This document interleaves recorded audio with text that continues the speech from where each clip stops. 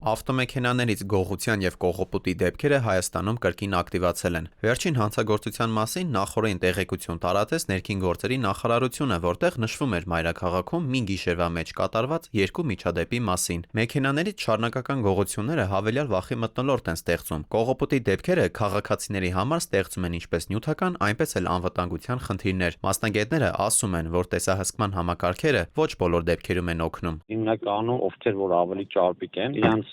դիմակներով եւ ձեռնոցներով են այդ գողությունը անում, այդ տեսանկարահանումն էլ այդ անհատական տեսախցիկներն է որ ֆիքսում են, այդ մարդկանց նույնականացնելը անհնարին է։ Այն դեպքերը, երբ որ ոստիկանությունը ուզում է աշխատի,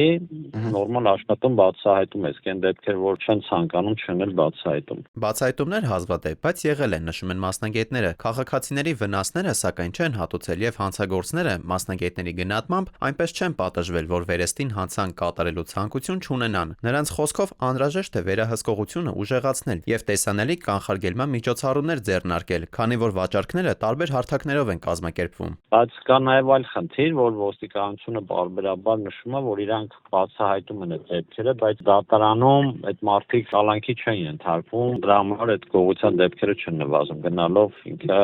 իր ստաբիլ տեմպը պահում է։ Այդ կիբերհանցագործության այդ հավելվածների միջոցով այդ վաճառքների դեպքն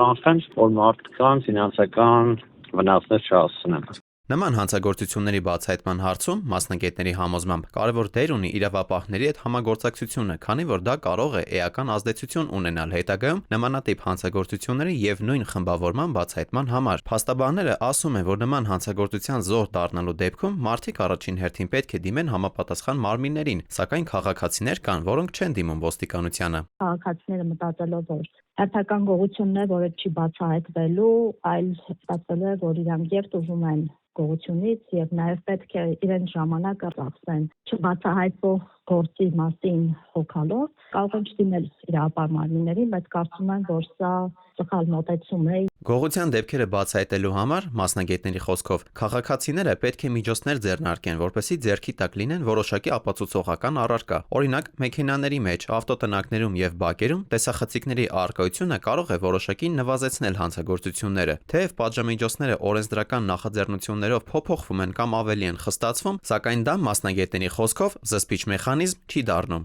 Սա այդ պատիվը չէ, որ ուղղակի առաջին անգամ բացահայտվելու դեպքում միայն տուգանքով բավարարվենք, այլ պետք է շատ ավելի լուրջ միջոցներ լինեն, թեև ճիշտ է միջին ծառայության հանցագործությունների ճարքի մեջ արդեն դասվում, բայց կարծում եմ այդքան էլ կիրառման մակարդակը բարձր չէ եւ զսպողականությունը այդքան էլ բարձր չէ։ Այսպիսով կողոպուտների եւ գողությունների այս դեպքերը շարունակում են մնալ վարորդներին մտահոգող խնդիրներից։ Մասնագետները ընդգծում են, այս դեպքերը կանխելու համար կարևոր է ոչ միայն իրավապահների հետևողական աշխատանքը, այլև քաղաքացիների զգոնությունը։